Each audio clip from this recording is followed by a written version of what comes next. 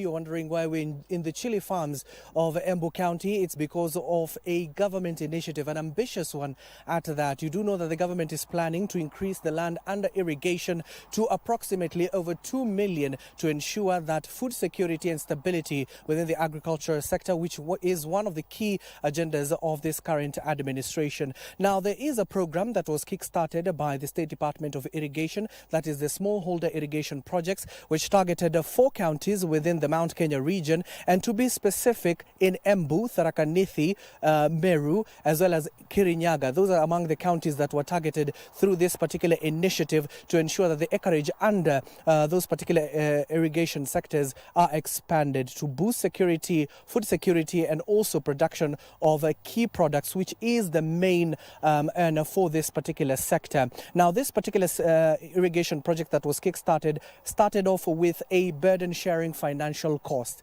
where the farmers were required at least to contribute 50%, where the government and development partners were also coming up with 50% of the funds. Now, to see the seriousness of farmers of this particular area, they were required at least to contribute 10% to show the seriousness of how they want to venture into this particular project. It has been a couple of years now. We want to see how that progress has been going on through this particular smallholder irrigation project. You do remember that we spoke to the CPA, Fantas Kimodo, the PS for State Department for Irrigation, a few months back in terms of how the government is implementing this particular cycle. Now, remember that there were 24 projects within the Mount Kenya region. 19 have been completed, 4 are remaining, and they will be completed by December before this particular project is inculcated in other parts of the country. Let's get to speak to some of the farmers here and learn about their experience through this particular project. We'll start off with a farmer here. Utaweza kutueleza majina yako, utuambie hii sekta ya ukulima umekuwa ukifanya kwa miaka ngapi? Majina yangu ni Patrick Gitonga. Mimi ni mkulima wa hii mmoja wa member wa Gatene Farmers Cooperative, na hii ukulima tumefanya for the past years tumefanya kama ile tukienyeji kutegemea mvua, maana tumekuwa hatujapata faida yote. Tukiangalia mashamba iko tu iko mbea, iko kama tuko hard areas, lakini wakati tulistart mradi wa irrigation tumeona mambo ikianza kubadilika. For hii maji imekuja just last year tumeanza kuitumia, na ikiwa mwaka kama tumemaliza mwaka kwanza tukia mwaka wa pili tumeanza kuona mabadiliko. Manufaa gani umeweza kuona wakati mradi huu ulianza? Kama sasa unaweza panda kitu yako wakati wowote ambapo kuna maji kila wakati. Kwa soko unapata mali, unaweza peleka kwa soko unapata pesa na yenye au unapata hapo mbeleni. Yeah. Uliamua kuweza kupanda kabiji kwa nini? Niliona kulingana na customer demand na supply kwa our local markets. Ilikuwa na cabbage ina peak, alafu cabbage inahitaji mahitaji mingi sana. Cost yake ya production iko low. Yeah. Kwa nini uliamua kuweza kuingia kwa hii sekta na nini ilikusaidia uweze kunufaika hadi leo? Okay, kuongea ukweli, farming vile Kenya iko sahi, ukulima ndio iko na pesa.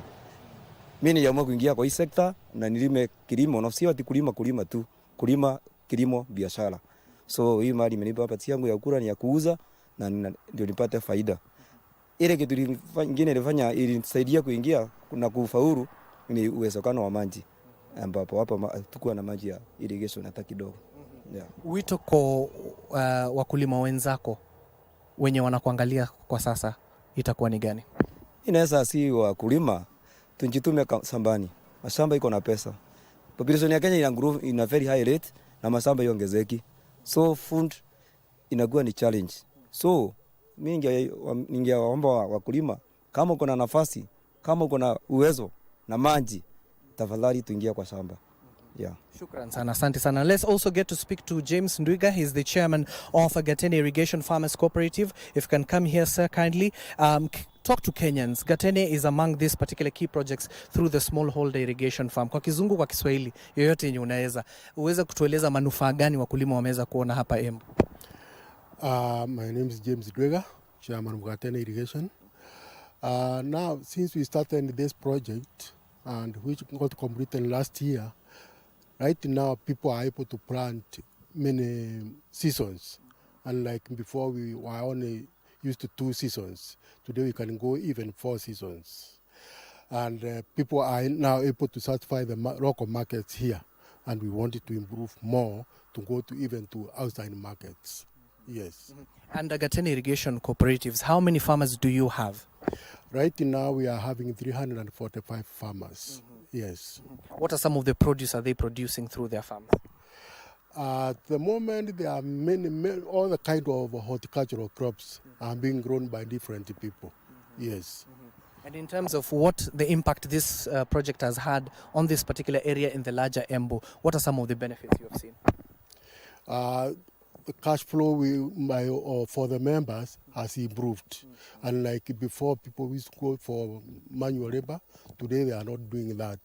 They are depending from income from the crops they are growing. Yes. And in terms of a future ensuring that this project continues, because sustainability is a key issue, to ensure that this goes on, even after the State Department of Irrigation has moved these particular projects to other parts of the country, given that the success we are seeing here in Gatene, what would your message be to other farmers across the country? My message to other farmers is now the farmers in other parts of the country, Yes. they go this way of irrigation, not to depend on only on the rain. Yes, because there is money in this one, and there is employment, unlike the white-collar job, which are not available. There is jobs are available in the chambers. Yes, so let us go to the farming, because everybody is able to be employed in the chamber.